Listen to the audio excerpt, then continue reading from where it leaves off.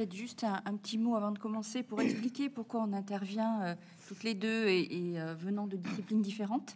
En fait, nous avons fait toutes les deux une thèse qui portait sur la naissance, alors dans nos disciplines différentes, et nous animons un cours dans le master soins éthiques et santé, où on essaie déjà d'avoir cette approche croisée et de regarder comment nos disciplines parlent différemment donc, de cet événement de la naissance. Et bien évidemment, à force d'animer ce cours, on s'est dit que peut-être on pouvait pousser un petit peu la réflexion, et c'est ce qu'on va vous proposer aujourd'hui. Voilà, c'était pour recontextualiser un peu cette intervention croisée, qui peut paraître étrange, ou pas d'ailleurs, mais voilà, pour vous l'expliquer. Je te laisse commencer. Oui. Bien, donc notre réflexion, donc vous l'aurez compris, fera appel à une double approche philosophique et sociologique. Et elle est partie de l'idée que la médicalisation de la naissance s'inscrivait dans un processus plus général de biologisation. Alors ces deux termes, vous inquiétez pas, début de partie, médicalisation, biologisation, on fera une petite mise au point de qu'est-ce qu'on entend par là. La question qui nous a animés et dont on va vous parler aujourd'hui, elle a consisté à se demander si, puisque la médicalisation s'inscrit dans de la biologisation, est-ce que ça veut dire que, à l'inverse, la démédicalisation relèverait d'une débiologisation? Vous suivez? Vous voyez, si médicalisation égale biologisation, est-ce que démédicalisation égale débiologisation? C'est la question qui nous a animés. Et pour traiter cette question, dans une première partie, nous établirons à la fois que la médicalisation relève bien de la biologisation, tout en précisant les termes, et que, paradoxalement, les discours qui prônent la démédicalisation ne s'inscrivent pas dans une débiologisation, mais aussi relèvent de la biologisation. Ça, c'est la première partie. Mais, dans un deuxième temps, l'importance accordée à la notion de nature dans les approches démédicalisées de la naissance nous conduira, dans une deuxième partie, donc, à nous interroger sur les rapports entre naturalisation et biologisation, en se demandant s'il est possible que la naturalisation de la naissance, très présente dans les discours de démédicalisation, est-ce que la naturalisation de la naissance pourrait peut-être échapper à la biologisation? Il pourrait opposer, bref, notre deuxième partie interrogera les rapports entre nature et biologie et verra si on ne peut pas les opposer. Quand on regarde les discours, on peut avoir cette impression.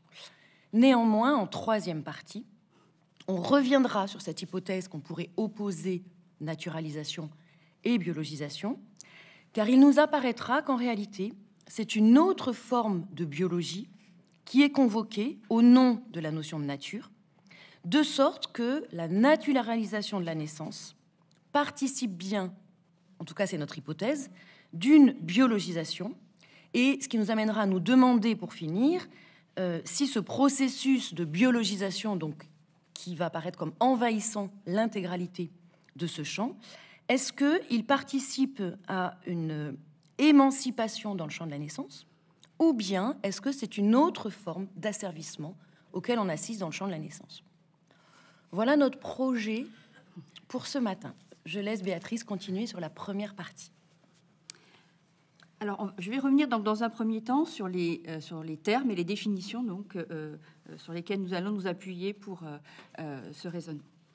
Alors, la notion de médicalisation, elle est apparue dans les années 70, selon donc les historiens, et elle a rapidement fait l'objet d'études en sciences humaines, alors notamment en sociologie et en philosophie. Donc, nous avons une littérature abondante sur laquelle nous appuyer. Qu'on envisage la médicalisation des formes de déviance ou encore le traitement médical de processus dits naturels ou encore même l'influence des politiques de santé publique sur les comportements, toutes les recherches dans ces disciplines ont étudié le phénomène comme une forme de déterminisme médical ou encore de contrôle social. Ainsi, donc, nous, on retiendra la définition qui a été proposée par Peter Conrad. La médicalisation, je cite, est un processus conduisant à redéfinir et à traiter des problèmes non médicaux comme des problèmes médicaux, généralement en termes de troubles et de maladies. Si je poursuis cette définition, cette fois-ci à l'aide d'un autre auteur, Didier Fassin, on peut dire que la médicalisation, finalement, c'est une transformation culturelle qui consiste, je cite, à conférer une nature médicale à des représentations et à des pratiques qui n'étaient jusqu'alors pas socialement appréhendées dans ces termes. Pour continuer sur cette réflexion sur la définition, on se rend compte aussi que souvent on pense que seuls les professionnels de santé ont été les acteurs de la médicalisation et de sa diffusion, mais on a aussi dans la littérature de nombreux exemples qui montrent que les patients ont pu aussi jouer un rôle central dans sa diffusion, dans son processus. Ainsi, là encore, grâce à cette littérature, on constate finalement des appropriations, mais aussi des reformulations, des demandes de médicalisation de la part des usagers, mais aussi des attentes d'aménagement, des contestations, des formes de démédicalisation. Alors, pour ce travail très précisément aujourd'hui, donc il existe cette définition de la médicalisation, mais nous en avons choisi une autre qui nous semblait plus adaptée au champ de la naissance. Alors, on s'est appuyé sur la définition que propose Sébastien Lemerle de la biologisation.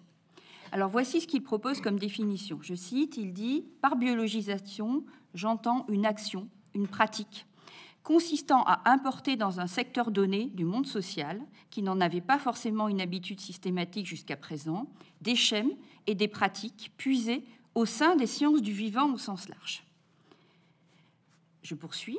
Elle consiste en pratique s'appuyant sur des paramètres biologiques afin d'atteindre leurs objectifs, ces paramètres étant considérés comme les paramètres les plus susceptibles de conduire aux résultats escomptés.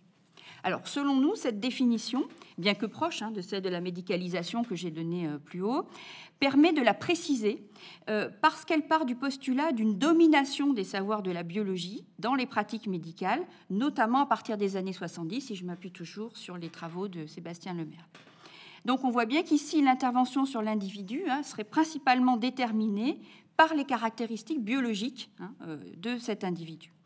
Avec cette notion donc, de biologisation, il s'agit bien pour nous de montrer comment donc, des pratiques professionnelles sont guidées par des savoirs dominants qui imposent donc, un traitement des corps, lequel d'ailleurs a pu être très différent à une autre période de l'histoire ou même dans d'autres cultures. Donc, à ce processus de médicalisation et de biologisation de l'existence, eh bien forcément, le champ de la naissance n'a pas échappé. C'est ainsi, finalement, qu'en se fondant sur une conception de l'accouchement comme a priori à risque, les pratiques en périnatalité ont conduit à opérer une réduction à l'approche biologique de cet événement et par là même, finalement, à considérer comme secondaires les aspects émotionnels, symboliques, familiaux, sociaux ou encore culturels. Alors certes, cette approche peut aujourd'hui être nuancée, puisqu'il y a des textes récents, institutionnels, qui considèrent que certaines situations comme étant à bas risque vont justifier plutôt un accompagnement plus physiologique. Je pense au texte, par exemple, de la HAS de 2017, ou encore le rapport de l'Académie de médecine de 2018, qui reconnaît qu'une démédicalisation est possible pour le très bas risque. Pour autant, quelle que soit la situation, l'objectif, c'est bien de garantir avant tout la sécurité physique, biologique des individus, c'est-à-dire de les considérer avant tout comme des êtres vivants et de lutter contre la mortalité, la morbidité qui pourrait les menacer. Donc il s'agit alors de mobiliser des connaissances théoriques, donc essentiellement d'ordre biologique, pour accroître l'efficacité pratique par des analyses de sang, une échographie, etc. Donc, si la biologie domine donc le champ de la naissance, la médicalisation de la naissance est donc bien une biologisation de la naissance. Mais à l'inverse, que penser donc des courants qui critiquent cette approche de la naissance, cette approche médicalisée ? Deux types de discours et de pratiques promeuvent en effet des formes différentes de démédicalisation par les maisons de naissance d'un côté ou encore l'accouchement à domicile de l'autre. Et donc, dans ces cas précis, a-t-on affaire à une débiologisation en même temps qu'à une démédicalisation de la naissance ? Alors, comme je vous l'ai annoncé en introduction, c'est dans ces discours qui promeuvent la démédicalisation de la naissance, on parle de naissance physiologique ou naturelle, mais pas de naissance biologique. remarquez, c'est un premier constat. On parle de naissance physiologique, on passe de naissance naturelle, on ne parle pas de naissance biologique. Et donc cette distinction entre naissance physiologique, naissance naturelle et non pas naissance biologique pourrait laisser penser que dans les démédicalisations, dans les pratiques et les discours de démédicalisation, on pourrait laisser penser qu'on a bien là une mise à distance dans un même mouvement de la médecine et de la biologie. Néanmoins, si on regarde dans la pratique ce qu'il se fait, on voit très bien qu'il s'agit quand même et surtout de faire référence au processus biologique et à la connaissance biologique ou physiologique. On reviendra plus tard sur la distinction entre les deux. C'est bien la connaissance biologique ou physiologique qui indique, par exemple, qu'on ne fera pas de péridurale parce que le corps sécrète lui-même les antidouleurs, on ne fera pas de déclenchement parce que l'organisme envoie les signaux quand c'est nécessaire, on ne fait pas d'épisiotomie parce que vous voyez bien qu'à chaque fois, ce qui est mis en avant par les pratiques de démédicalisation, c'est un discours biologique qui se fonde sur la biologie. Donc, les savoirs biologiques ne sont pas du tout absents de ces pratiques, bien au contraire. Par conséquent, il apparaît déjà que la différence entre médicalisation et démédicalisation ne peut pas reposer sur l'idée que la seconde, la démédicalisation, ne serait pas du tout biologisée. Alors pourquoi, dans ce cas-là, parler de physiologie dans ce cadre-là et non pas de biologie? Comment articuler ces deux termes, physiologie et biologie? Et d'abord, comment les différencier? Alors, une proposition qu'on vous fait, c'est qu'il nous semble qu'il faut d'abord distinguer une définition qu'on pourrait dire savante et de l'autre une définition profane, populaire, de ces deux termes. La première, la distinction savante, elle ferait de la physiologie une branche de la biologie qui serait donc plus générale, la biologie serait plus générale et engloberait la physiologie. Et tout simplement, vous allez voir dans le dictionnaire Larousse, à la définition de physiologie, vous trouvez la définition suivante: partie de la biologie qui étudie les fonctions et les propriétés des organes et des tissus des êtres vivants. Donc, dans cette perspective, qu'on qualifie de, entre guillemets, savante, on comprend sans difficulté que l'approche physiologique de la naissance est aussi une approche biologique et que donc la démédicalisation de la naissance, qui promeut la physiologie, participe tout autant au processus de biologisation. Ça, c'est une première manière d'envisager les deux. La physiologie n'est qu'une espèce au sein du genre biologie. Néanmoins, on peut concevoir une autre approche de ces deux termes et qui les conçoit de manière beaucoup plus opposée. Donc c'est la deuxième approche que je qualifiais de populaire ou profane. Dans ce cas-là, elle ferait de la biologie une science, un discours théorique qui analyse le fonctionnement de notre corps et qui le comprend, le fonctionnement, afin de mieux le maîtriser. La physiologie, quant à elle, proposerait un savoir issu de la nature qu'il s'agit non pas de maîtriser, mais d'accompagner. Et par là, élément il me semble intéressant, on retrouverait aussi une distinction étymologique.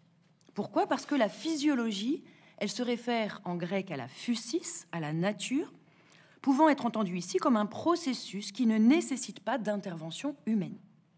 À l'inverse, la biologie, terme qui vient du grec bios, qui signifie vie, est une notion, la vie, qui au contraire apparaît comme une élaboration théorique, comme une construction conceptuelle élaborée par l'homme. Et donc, la démédicalisation de la naissance, reposant, si on la fait reposer sur la physiologie en ce second sens, donc au sens profane, qui s'oppose à la biologie, la démédicalisation de la naissance, qui reposerait sur la physiologie, mettrait donc à distance le discours théorique biologique et peut-être qu'elle pourrait alors contribuer à une forme de débiologisation. Néanmoins, vous voyez un petit peu, encore vous suivez parce que c'est une approche théorique. Néanmoins, parce qu'on va passer notre temps en fait à vous montrer qu'il y a des éléments qui semblent dire que la démédicalisation est bien une débiologisation et en même temps des éléments qui semblent contredire. Et donc là, l'idée, c'est qu'en fait, si on regarde bien la distinction que propose Sébastien Lemerle, toujours dans son article sur la biologisation et le biologisme, en fait, Sébastien Lemerle propose une distinction entre biologisme et biologisation. Et cette distinction va nous permettre de comprendre qu'en réalité, la défense de la physiologie relève, elle aussi, de la biologisation. Donc, la physiologie entendue au sens profane, hein. D'accord, on laisse faire la nature. Pourquoi? Parce que donc, le biologisme, chez Sébastien Lemerle, je le cite, c'est une tendance à réduire l'explication de l'ensemble des phénomènes à des facteurs biologiques, ce qu'évoquait tout à l'heure Béatrice. Le biologisme, d'accord, c'est on explique tout en référence à la biologie. Bien. La biologisation, elle englobe le biologisme, mais elle est beaucoup plus générale. Elle ne s'y restreint pas. La biologisation, c'est quoi? Je le cite. Elle concerne des pratiques dont la relation à un ensemble cohérent de concepts et de lois biologiques est plus relâchée. Vous allez me dire, oui, c'est quoi la différence? Alors, tout simplement, la biologisation, elle intègre des situations dans lesquelles c'est les savoirs sur le vivant, mais même des savoirs non théoriques, non clairement élaborés, des savoirs beaucoup plus larges, au-delà donc des systèmes théoriques, toute référence aux processus vitaux. La biologisation, c'est à partir du moment où on se réfère à des processus vitaux, on est dans la biologisation, même si on n'est pas dans le biologisme. Dès lors, si la démédicalisation s'écarte des systèmes théoriques officiels, elle a bien un rapport plus relâché à la biologie officielle. Néanmoins, elle relève de la biologisation. Par conséquent, on voit aussi que l'accompagnement médicalisé et les maisons de naissance ou l'AAD, l'accouchement à domicile, ce qui les distingue, c'est moins le rapport aux processus vitaux que le rapport à la technique. La démédicalisation, de ce point de vue-là, est moins une débiologisation qu'une détechnicisation. La démédicalisation de la naissance, donc, si elle s'oppose à la médicalisation, n'apparaît pas pour le moment comme une résistance à la biologisation. C'est davantage une autre forme de biologie qui est convoquée à travers ces discours plus naturalistes. Au terme de cette première partie, on arrive donc à l'idée, vous voyez, que on a une autre forme de biologie qui est convoquée, qui n'est pas du tout la biologie officielle dans la démédicalisation. Néanmoins, cette approche des savoirs vivants s'intègre toujours, c'est toujours une approche des savoirs vivants, donc ça s'intègre dans un processus de biologisation. Pour autant, cette approche démédicalisée, elle met en avant des motifs naturalistes qui sont omniprésents dans les discours qui prônent la démédicalisation. Est-ce que ça veut dire alors qu'il faut assimiler la démédicalisation à une renaturalisation de la naissance? On va encore un petit peu compliquer en disant la chose suivante. Le fait est que la médicalisation, à cause de sa dimension technique, voire technologique, Maï en reparlait tout à l'heure, elle est aussi très souvent considérée, la médicalisation, comme étant un processus contre nature. Ça vient s'opposer à la nature. Donc la médicalisation relèverait d'une forme de dénaturalisation, puisqu'elle s'oppose au processus naturel. Si donc la médicalisation est un processus de dénaturalisation, et que, à l'inverse, la démédicalisation, qui met en avant la nature, peut apparaître comme un processus de renaturalisation, est-ce que ça veut dire qu'il faut opposer biologisation, naturalisation, ou est-ce que biologisation, naturalisation sont à penser ensemble? C'est la question qu'on aborde dans notre deuxième partie. Est-ce qu'elle, vous voyez, médicalisation égale technicisation égale dénaturalisation, en tout cas dans les représentations. D'accord? Quand on médicalise, ça va contre la nature, on s'oppose à ce que les processus naturels. Donc médicalisation égale dénaturalisation. À l'inverse, démédicalisation est associée à naturalisation, il faut laisser faire. Est-ce que ça veut dire, on enlève médicalisation, on enlève démédicalisation, on reprend leur...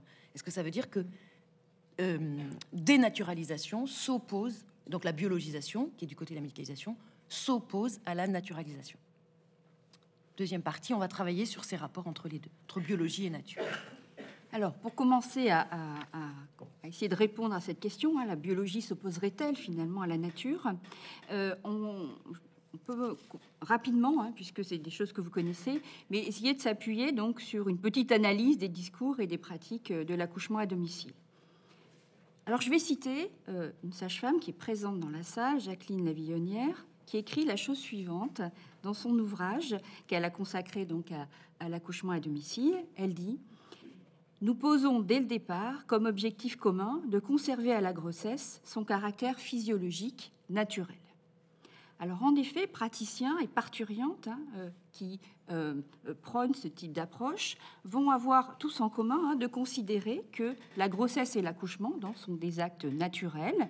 Ils sont donc pensés, vécus comme des événements physiologiques qui, dans la plupart des cas, donc, ne nécessitent pas d'intervention médicale, mais seulement un accompagnement, un retour à l'état de nature.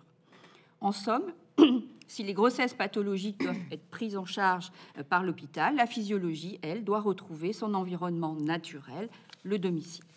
Ainsi, donc, pour les défenseurs de l'accouchement à domicile, les méfaits du biologisme arriveraient à contraindre des corps, notamment lors de l'accouchement, et précisément, par exemple, la préparation à la naissance peut être présentée comme un moment de déconditionnement, de réparation des effets dits délétères de la médicalisation. De même, toute l'étiologie des problèmes qui peuvent être rencontrés pendant la grossesse et l'accouchement est souvent pour les professionnels plutôt d'ordre psychosomatique et n'aurait absolument rien à voir finalement avec un déséquilibre d'ordre biologique. Et on retrouve même chez certaines des femmes qui peuvent recourir à ces pratiques l'idée même qu'une transgression de la nature ne pourrait qu'inévitablement se payer en retour par l'intervention donc d'une technique. Alors, si on essaie d'analyser ce type de discours, eh bien, je peux m'appuyer sur les travaux de Auger et Herzlich, qui ont montré que nos représentations de la maladie et de la santé ne sont que le reflet, finalement, de nos grandes peurs sociales. L'évolution rapide des sciences, des techniques, est à l'origine, pour donc Auger et Herzlich, d'un sentiment de risque face au progrès. Un discours où la médecine et à travers elle la société deviendrait nocive, agressive contre l'individu et la nature, a progressivement pris forme dans nos sociétés contemporaines. On peut analyser donc cette tendance à aller chercher vers d'autres modèles comme l'expression finalement de cette attaque de la société contre la nature. Alors, dès les années 70, différents mouvements que vous connaissez très bien vont prôner donc un retour vers le naturel, ou plutôt vont redécouvrir même parfois des pratiques de soins d'autres cultures qui sont présentées souvent comme étant encore non perverties donc, par les innovations, les technologies. Alors, certains médecins vont remettre en cause leur propre système de référence biomédicale et vont défendre donc le recours à ces pratiques dites plus traditionnelles ou plus naturelles et vont démontrer les bienfaits finalement de cette ouverture vers la nature. Alors, je pense bien sûr aux travaux de Le Boyer. Je vais juste très rapidement reprendre ceux de Michel Audin et de ce qu'il a appelé donc l'enfantement écologique. Il emploie d'ailleurs même le terme d'éco-obstétrique. Alors, en reprenant donc les thèses d'Illich sur les effets pervers de la médecine, sur le phénomène de iatrogénèse et d'aliénation, il analyse les difficultés rencontrées par, je cite, l'homme technologique, comme, je cite encore, la séparation de l'être humain de toutes ses racines. Toute la terminologie utilisée par Audin est en référence à la nature. Je cite encore, la parturiente doit retrouver l'animal qui est en elle. L'accouchement est présenté, je cite, comme un séisme corporel. Mais pour Audin, tout cela n'est possible qu'à condition que la femme puisse laisser, je cite encore, exprimer sa mémoire préculturelle lorsque le savoir du cerveau ancien est de nouveau conscient. Alors, ces approches critiques proposent une mise à distance des discours dominants de la biologie et défendent donc des alternatives empruntées à la nature. Cette approche naturaliste relève-t-elle encore de la biologisation ou bien conduit-elle à opposer nature et biologie, naturalisation et biologisation? Alors, pour reprendre ce que disait Béatrice, il semble bien que le vocabulaire utilisé par ceux qui promeuvent la démédicalisation de la naissance, le vocabulaire utilisé invite véritablement à cette opposition entre nature et biologie.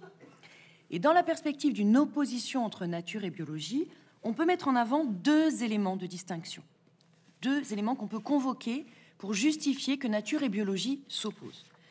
Premièrement, premier élément de distinction, il s'agit de renvoyer la biologie, on l'a déjà évoqué un petit peu tout à l'heure, mais à un discours savant, scientifique, officiel sur la vie. La biologie, c'est le discours savant, scientifique, officiel, reconnu sur la vie, alors que la nature, au contraire, se référer à la nature, c'est faire référence aux faits eux-mêmes, à ce qui se passe sans que l'intelligence humaine ne s'en empare et ne lui applique ces catégories.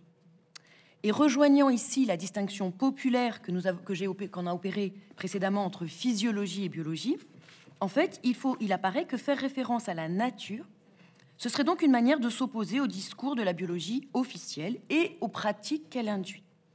Faire référence à la nature, ce serait donc défendre un autre type de discours, une autre conception des processus vitaux, une autre conception de l'organisation de la vie, une autre rationalité. Premier élément de distinction. Biologie, c'est officiel, c'est scientifique, c'est une conception construite, là où le référence à la nature, et la nature, elle est beaucoup plus du côté d'un laisser-faire, d'un discours qui ne vient pas imposer des catégories humaines au processus. Deuxième élément de distinction, c'est le fait que la biologie comme discours scientifique sur la vie peut être associée à une maîtrise théorique de celle-ci. Il s'agit, quand on se réfère à la biologie, de connaître pour dominer, pour dompter, pour instrumentaliser les phénomènes organiques. Au contraire, l'évocation de la nature insiste sur des processus qui échapperaient au contrôle humain, qui précéderaient le contrôle humain, et qu'il s'agirait donc de laisser faire, en insistant donc sur la dimension de passivité. Pour résumer, naturaliser, ce serait cultiver la passivité des processus, se mettre à leur écoute pour les suivre. Biologiser, ce serait au contraire maîtriser les processus et s'efforcer de les transformer. À l'appui de cette thèse et donc de cette opposition entre naturalisation et biologisation, outre que les références aux médecins naturalistes, et notamment qu'a évoqué Béatrice, qui seront sans doute mentionnées aussi plus tard dans la journée, donc Audin, Louboyer, etc. Mais outre ces références-là, on peut aussi, là c'est la fibre philosophique qui parle, se référer aux réflexions qui se sont inspirées du philosophe, notamment et poète Thoreau, donc au XIXe siècle, qui considérait, je cite, que le salut du monde se trouve dans la vie sauvage. Pourquoi ces discours sont intéressants? Parce que je ne sais pas si vous connaissez, mais ces discours mettent en avant l'idée de wilderness, qui vient de l'anglais, c'est-à-dire de sauvagerie, et la nécessité de retrouver un rapport moins artificiel, plus authentique à la nature. L'idée, dans ce courant issu de Thoreau, et qu'on trouve aussi, par exemple, au XXe siècle, dans les propos d'Aldo Léopold, Aldo Léopold dit la chose suivante, pardon, il faut évaluer ce qui est artificiel, domestiqué et confiné à l'aune de ce qui est naturel, sauvage et libre. L'idée de wilderness, elle associe en effet deux notions. Première notion, c'est le sauvage. Wilderness, c'est vraiment la sauvagerie, c'est le sauvage. L'idée, c'est que le sauvage, c'est celui qui, par opposition au domestique, apparaît comme un modèle de liberté. Et un ouvrage dont je reparlerai après, mais Catherine et Raphaël Larère, qui ont écrit un ouvrage qui s'intitule « Penser et agir avec la nature », qui est paru en 2015, disent la chose suivante. Finalement, en bref, dans la théorie de la wilderness, en bref, toutes les bonnes choses sont sauvages et libres. Ça vient résumer ça. Donc, premier concept, c'est le sauvage dans la wilderness. Deuxième notion, c'est la notion de nature, qui, comme processus qui se poursuit lui-même, il faudrait lui laisser libre cours, et la nature offrirait donc une leçon de liberté pour la vie sociale. Dans cette conception-là, dans ces réflexions, dans cette philosophie-là, l'idée, c'est que contre toute artificialisation, contre toute intervention qui viendrait mettre à mal la liberté inhérente à la nature, il faut laisser faire la nature et défendre, ce que je trouve intéressant, ce qu'ils appellent, et je cite, une éthique de la non-action. Et donc, il me semble qu'à partir de là, on peut trouver dans cette opposition entre, d'un côté, le laisser-faire associé à la nature et le connaître pour intervenir associé à la biologie, il me semble qu'on trouve bien deux raisons, encore, on vient insister sur le fait qu'on peut trouver deux raisons d'opposer nature et biologie. Donc on insiste bien avant de vous dire qu'en fait ça va pas tenir. Mais c'est important que vous compreniez que quand même, voilà, il y a quand même des vraies raisons qu'on peut mettre en avant. Première raison, c'est que, et donc à l'issue de tout ce qu'on a vu et avant et là de cette approche philosophique, première raison, c'est que la nature, elle est conçue comme radicalement distincte de l'homme et de sa maîtrise théorique ou maîtrise pratique qu'il pourrait en avoir. La nature, vraiment, elle se distingue de l'homme, elle se distingue de la maîtrise, que ce soit de la connaissance que l'homme pourrait en avoir ou de la maîtrise pratique qu'il pourrait en avoir, alors que la biologie vise au contraire, par définition, un savoir théorique pour maîtriser les processus vitaux. Première grande différence. Pas un savoir théorique officiel, savoir théorique. Deuxième grande différence, c'est vraiment l'idée que la nature s'accompagne d'une éthique de la non-action, de l'inaction, quand au contraire, d'une forme d'inaction, attention, d'une forme d'inaction, de laisser faire, quand au contraire, la biologie s'inscrit dans une éthique interventionniste. Ainsi donc, à la lumière de ces différents développements, il semblerait qu'on puisse affirmer que nature et biologie s'opposent, que le processus de naturalisation ou de renaturalisation de la naissance, qu'on trouverait du côté des démédicalisations, serait donc une voie de débiologisation. Si on est dans la naturalisation, on serait donc dans la débiologisation si on oppose nature et biologie comme on vient de le faire. Néanmoins, une telle conclusion n'est pas tenable, notamment parce qu'elle ne tient pas compte des critiques qui ont été adressées aussi aux théoriciens de la wilderness concernant la conception de la nature qu'ils défendent. Et le réexamen de cette notion de nature pourrait bien infléchir les rapports entre biologie et nature. Et on entre donc, et là c'est moi qui continue quand même, dans la troisième partie. Donc troisième partie qui va venir, donc vous voyez la première partie c'était médicalisation, biologisation. Deuxième partie, nature-biologie, et on arrive à l'idée qu'il faudrait les opposer, visiblement. Troisième partie, on va revenir sur cette idée et défendre la thèse qu'on a bien affaire à un processus général de biologisation, et on se demandera, et là c'est Béatrice qui reprendra la main, si c'est asservissant ou émancipateur. Comme le font remarquer donc, Catherine Larère et Raphaël Larère dans Penser et agir avec la nature, je cite, « L'idée de nature comme ensemble matériel existant par soi et indépendamment des humains, c'est une idée typiquement occidentale, sans équivalent dans les cultures de ces populations, sous-entendu dans les autochtones d'Afrique, dans les autochtones d'Asie ou d'Amérique du Sud. Autrement dit, cette conception de la nature est une élaboration sociale et culturelle et non pas une définition universelle et nécessaire de la nature. Penser la nature comme indépendante, comme qui n'aurait rien à voir avec l'humain, d'accord ? C'est la manière dont certaines cultures, en l'occurrence occidentales, ont pensé leur rapport avec leur environnement. Mais dès lors, ne concevoir la nature que sous cette forme, identifier donc nature et wilderness, je cite à nouveau les Larère, ce serait ethnocentrique, dualiste et reposerait sur une vision statique de la nature. Vision qu'il faut contester. On ne saurait donc réduire la nature à la conception occidentale qu'on s'en fait. Cette précision n'est pas sans conséquence quant au rapport que l'on peut dès lors établir entre nature et biologie, entre naturalisation et biologisation. Car contre ce que pourrait laisser croire le naturalisme de la wilderness, et contre ce que pourrait laisser croire aussi les discours qui prônent la médicalisation en ce sens, la nature, cette définition-là de la nature, elle n'est pas une entité indépendante des hommes. C'est un concept issu d'une construction théorique qui vise à défendre une certaine conception des processus vitaux, une certaine conception des phénomènes organiques. Mais ce faisant, les discours naturalistes en matière de naissance n'échappent pas au processus de biologisation, parce que certes, ils élaborent un savoir autre sur la vie, savoir qui se fonde notamment sur les dualismes, dualisme entre nature et technique, dualisme entre nature et société, que montrent bien tous les discours des médecins ou autres. Mais pour autant, il se distingue du savoir officiel de la biologie, donc pour ces raisons-là, parce qu'aussi ils insistent sur le laisser-faire des processus. Néanmoins, comme on l'avait invoqué déjà un petit peu au début, ces discours, comme ces pratiques, ne font absolument pas abstraction de la connaissance des processus naturels et vitaux. C'est une connaissance qui est différente, qui accentue différemment par rapport à la biologie officielle, mais c'est une connaissance qui s'inscrit dans la connaissance biologique. Pourquoi ? Parce que la nature, c'est un concept qui pourrait très bien être envisagé sous d'autres savoirs.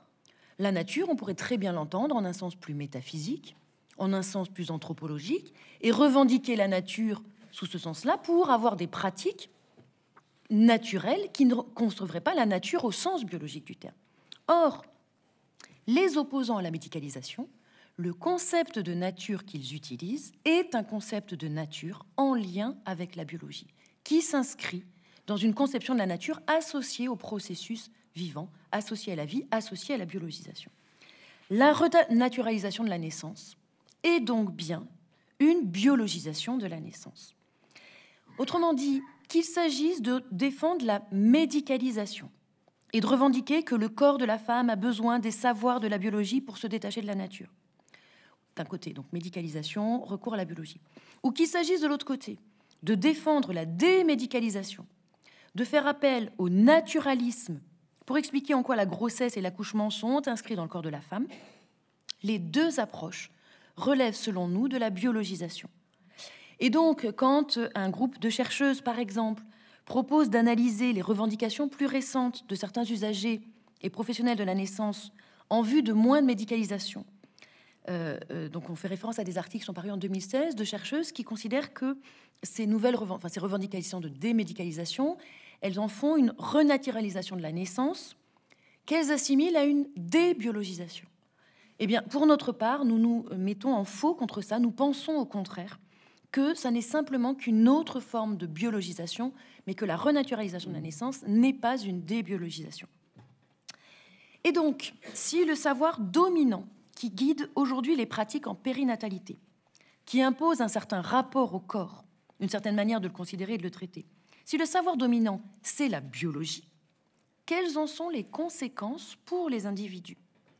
La biologisation de la naissance peut-elle être porteuse néanmoins, même si c'est un savoir dominant, de nouvelles formes d'émancipation, ou bien serait-ce de nouvelles formes de pouvoir qui voient le jour, la biologisation constituant alors le type le plus abouti de l'asservissement, puisqu'il se part du terme de nature qui paraît s'opposer à la biologie officielle.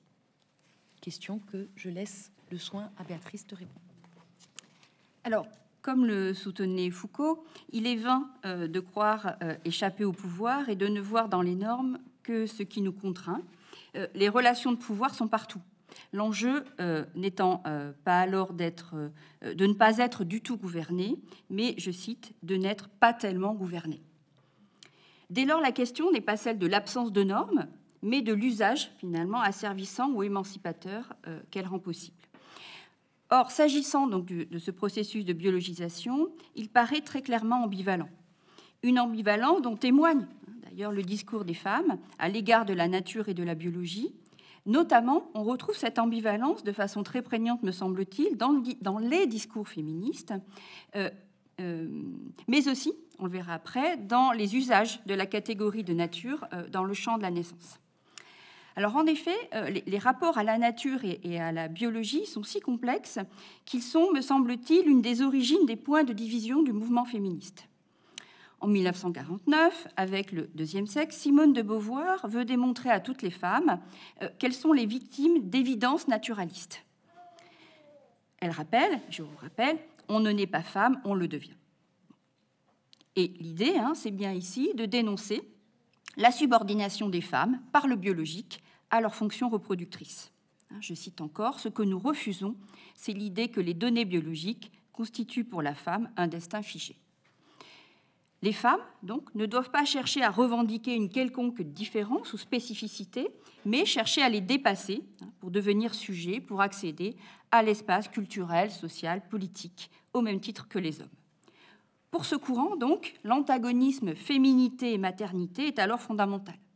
Simone de Beauvoir dénonce la maternité et donc la nature comme étant à l'origine d'une servitude, je cite, de handicap. Premièrement, elle reste l'expression même de la différence sexuelle entre les hommes et les femmes. Ensuite, elle constitue un véritable obstacle au plein développement de la féminité. Enfin, l'instinct maternel et le désir d'enfant ne seraient pour elle donc que des constructions socio-historiques pour assigner la femme, qu'il faut donc mettre à jour et dénoncer. Le discours égalitariste donc appelle, on retrouve dans certains textes même un refus militant de la maternité comme du mariage. Et si les problématiques féministes égalitaristes ont permis de poser les bases du mouvement, de mettre au jour le fonctionnement de l'ordre patriarcal, ce courant va très vite pour certaines beaucoup trop loin dans la critique de la famille et de la maternité. Très vite, certaines femmes vont se sentir marginalisées, exclues, notamment parce qu'elles ont un désir d'enfant. Aussi, donc, au début des années 70, le discours féministe se morcelle avec le développement donc, de la tendance différentialiste essentialiste qui va, elle, se référer donc aux connaissances biologiques.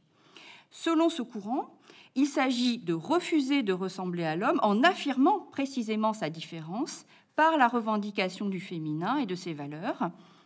Et on retrouve ce credo impose ce que les hommes n'auront pas. Le mouvement de libération des femmes a né des révoltes donc, de mai 68 qui rassemble ces deux tendances, même s'il est davantage d'ailleurs considéré comme différentialiste, et une des structures probablement qui va porter le plus l'ensemble de ces revendications autour donc, du thème commun de la lutte contre le patriarcat.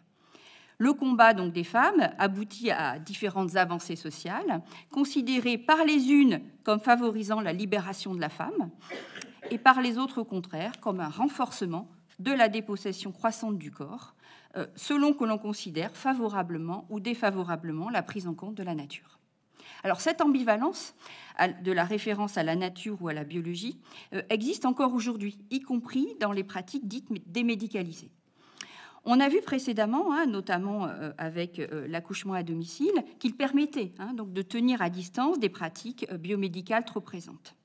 Alors, des travaux récents ont montré effectivement que cette référence à la nature pouvait aussi être pensée dans ce sens. Alors, par exemple, je pense aux travaux de Maud Arnal qu'elle a menés au Québec, où l'approche physiologique est plutôt dominante, et elle montre, je cite, les limites d'une naturalisation des compétences des femmes lors de l'accouchement.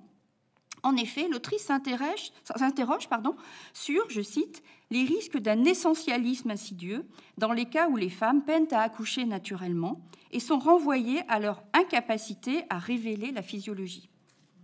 La référence donc à la nature n'empêche pas, on voit ici la production de normes en termes de compétences corporelles et de non-recours aux techniques qui peuvent être vécues par les femmes de façon finalement aussi contraignante que dans une approche médicalisée. Les travaux aussi de Chiara Quagliariello, je me suis entraînée à le dire, c'est bon. Donc, elle a mené sur les gestantes sénégalaises exilées en Italie. Et les modèles de représentation de la nature dans l'accouchement est aussi très, très éclairant. Ces travaux, je vous invite vraiment à les lire.